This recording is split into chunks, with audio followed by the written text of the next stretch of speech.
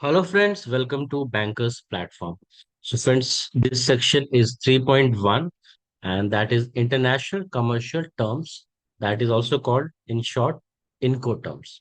So now we will have the discussion on Incoterms, and these terms are very important for certificate course in foreign exchange exam, that is foreign exchange operations, and also for international trade finance. So we have seen so many questions has been asked from here, and if you are understanding this Incoterms properly, so easily 4 to 5 marks you can score by having a proper understanding of Incoterms. So in this section 3.1, we will have discussion on Incoterms. So it's a global trade, a simple guide to Incoterm. So have you ever wondered how goods get from a seller in one country to a buyer country without massive confusion? So the answer lies where? It lies with the Incoterms, and these Incoterms are given by International Chamber of Commerce, that is ICC. So they have also given the UCPDC guidelines. So this same International Chamber of Commerce has made Incoterms rules. So the ICC acts like a helpful guide for international trade. It creates standardized rules that everyone can follow, making global business smoother and more predictable.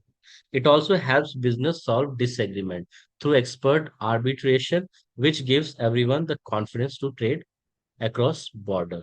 Okay. So firstly, the Incoterms published in 1936. This you can remember, in 1936, the Incoterms were published firstly, and after that it is regularly updated. So every time they are updating it time to time. And now the latest version is Incoterms 2020. So in 2020 this latest version of Incoterm has come, and that we will be discussing here. Okay, so this is a very important discussion. So Incoterms, what it talks about, it talks about first first is who is responsible for arranging transport, who pays for what, who will pay for shipping, who will pay for insurance, who will pay for taxes. Okay, and where means where exactly does the seller hand over the goods to the buyer.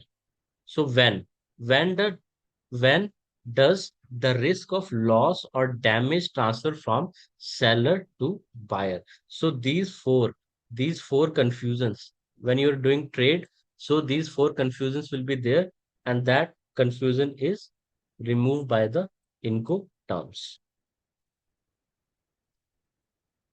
And by using three-letter code, in Incoterms, there will be three-letter code like FOB, DDP. So both side instantly understand their duties. So like they have created three-letter code. Like if it is written FOB, if it is written FOB, so it will be very easy. FOB, free on board. So it will be easy for the buyer, and it will be easy for the seller to understand how the terms will be there in their trade. Okay, so it is a three-letter code. So in this three-letter code, Incoterms 2020 are divided into two main groups based on type of transport. So here, group one rules for any mode of transport. So if any mode of transport is there, then we will be considering group one. Okay, so these seven terms are flexible and can be used for any kind of trade. Okay, so first is X work. This term places the maximum responsibility on the buyer. तो जब भी friends सबसे ज्यादा responsibility किस पे होगी, buyer की, that means that is ex work. Okay, and the minimum on seller. So जो मिनिमम रिस्क जो है वो सेलर का है in this. Okay, so seller will have minimum risk. The seller simply has to make the goods available at their own location, like their factory or warehouse. The buyer is responsible for everything else: loading the goods, arranging all transport, handling customs, and bearing all the risk from that point. So, in this case, what will happen? because the all risk is with the buyer. Okay, so what seller is doing, seller will make the goods available at their own location, like factory or warehouse. So what seller will do, this is the seller, this is the buyer. Okay, so buyer is in India, seller is in US. So now what seller is saying, this is my factory. Okay, this is my factory. So you have to collect. You have to collect the goods from my factory and take it to yourself. Okay, so यहाँ पे जो seller है वो कह रहा है कि आप मेरी फैक्ट्री से गुड्स लेकर जाएंगे, और जो बायर है उसे यहाँ से गुड पिकअप करना उसके फैक्ट्री के लाइक फैक्ट्री से और वेयर हाउस से. Okay, so what buyer will do, buyer will arrange, okay, everything like loading of goods, arranging all transportation, handling custom, and bearing all the risk. So in this, risk will be high with the buyer. Okay, buyer will have the more risk and responsibility than the seller.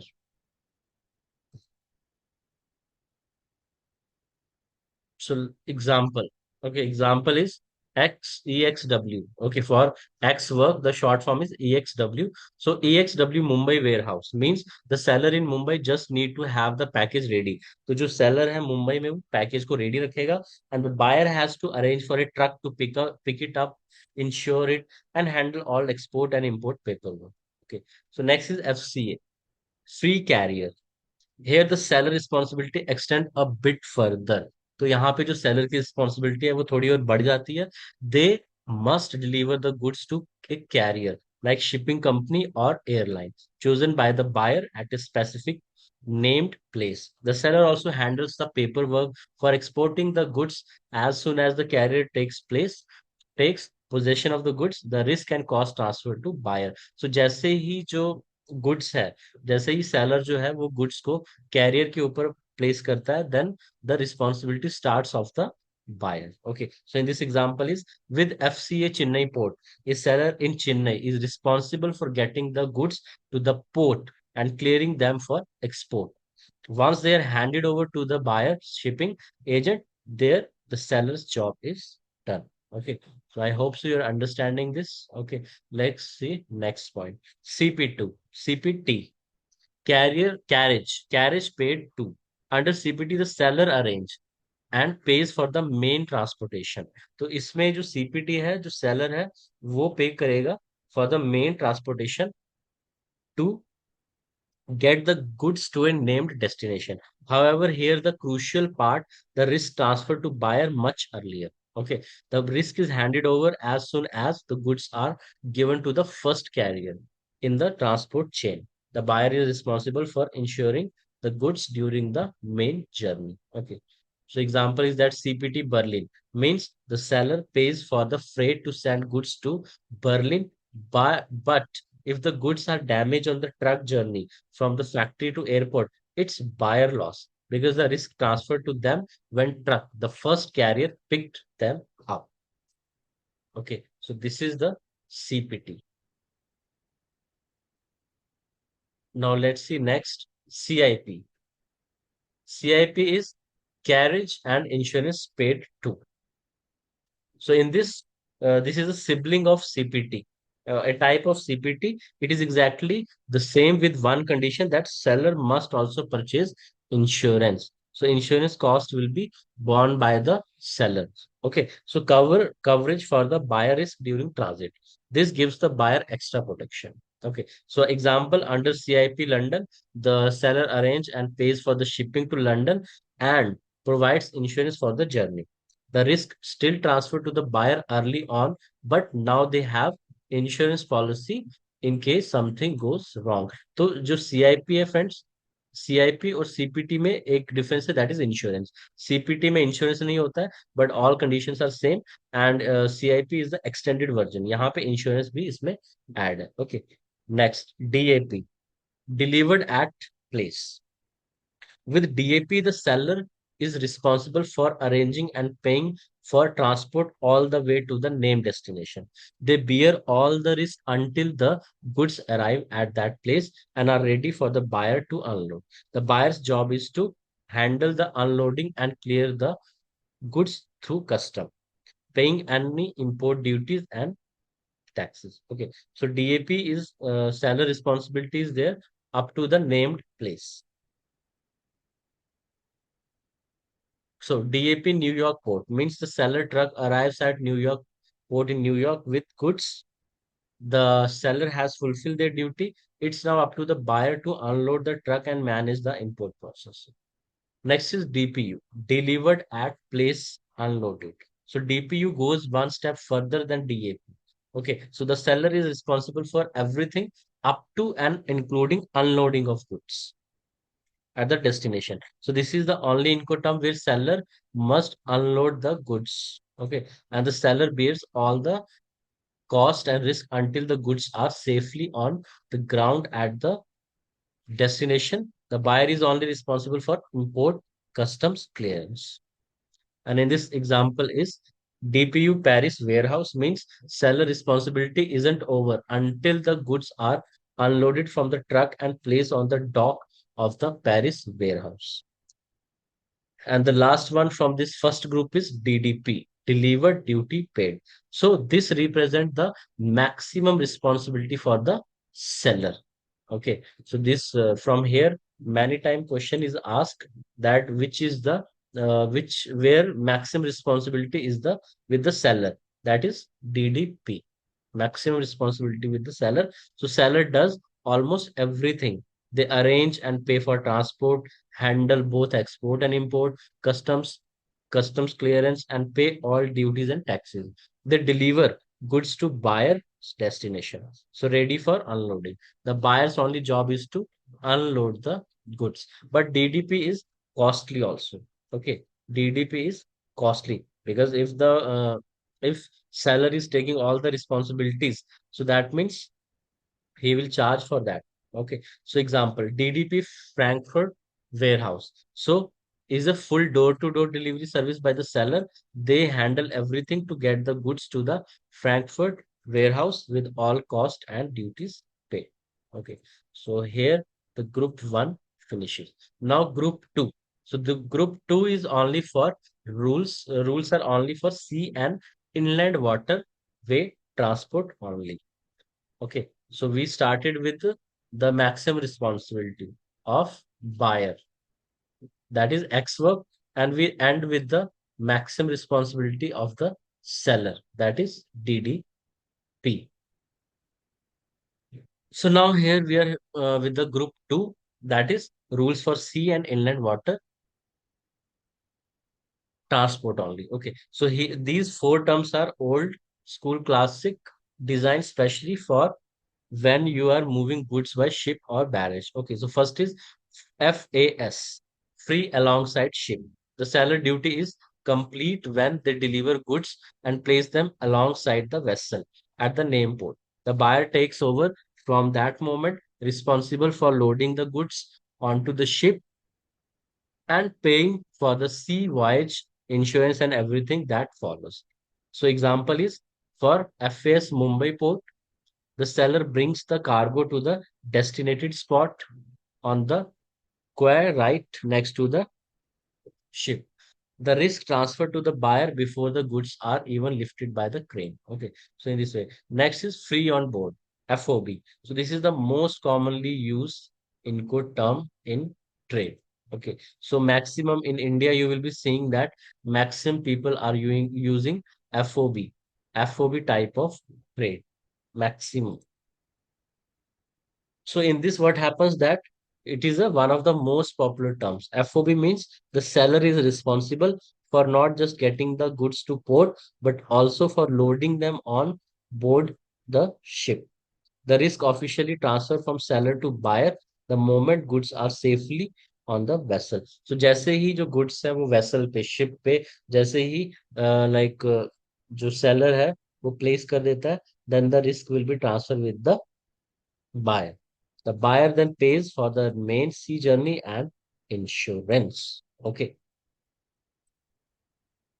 So next example is FOB Los Angeles. The seller cost and risk cover getting the container loaded in onto the ship in Los Angeles. Once the container are on deck, it's the buyer's problem. Next is CFR, cost and freight Okay, under CFR, the seller pays for cost of goods and ocean freight to get them to the destination port. However, just like with CPT, the risk transfer to the buyer much earlier. As soon as the goods are loaded on board the ship at the origin port, it is buyer's responsibility to ensure the goods for the sea journey. In this example, if a contract say CFR Singapore, so the seller pays for the shipping to Singapore. Okay, so he will pay for the shipping to Singapore, but if a storm damages the goods mid-ocean, the buyer bears the loss because the risk transferred to them back when the ship was loaded. And the last one is CIF, that is cost, insurance, and freight. So that is CIF is the identical twin of CFR with one more point difference, that is seller must also pay for a minimum level of marine insurance. So here only cost and freight was applying, but here insurance is also applied. Okay. So this is also a type very common using CIF, a common global trade. Okay. So here example is there, CIF Rotterdam means seller arranges the ship to Rotterdam and also buys an insurance policy to cover the shipment. The risk still transfer once the goods are on board, but the buyer has a peace of mind of being the beneficiary of the insurance policy. So this is all about the input terms. Okay. And here is one recap. So this is the part of the study material only. So once you watch the video, then you can refer the study material also if you want to read it in depth. Okay. And one simple case study is also there. So here, let's imagine a company called Jaipur Jewels in India sells handicrafted jewelry to boutique called Berlin Gems in Germany. So if they agree on XW Jaipur, what will happen? So Berlin Gems has to send a courier to Jaipur, handler, packaging, load the truck, deal with Indian custom, fly it to Germany, clear German customer and deliver to the store. This is a huge hassle for the buyer, but very easy for the seller. Okay. So here some examples are given, like for same, if they agree for FOB, what will happen? If they agree for DDP, what will happen? So in this way, we are using the Incoterms. Okay, and after that, there is one talk, teacher and student. So this is for a reading material. You can read it. Okay, so now here is one visualization of this Incoterms for your quick reference.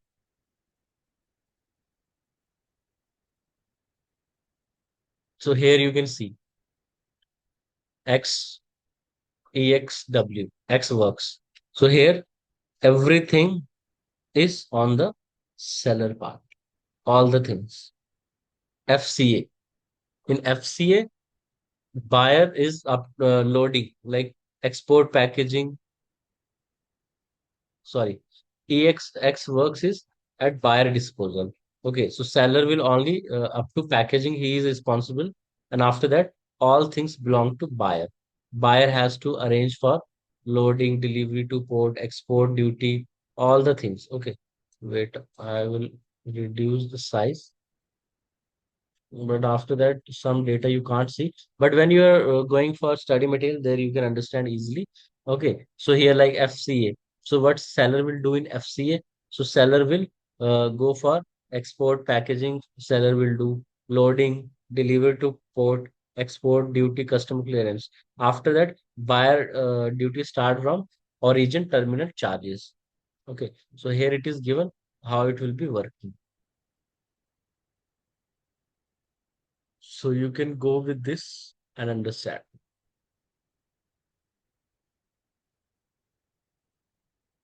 Like DDP, deliver duty paid. So everything will be done by the seller.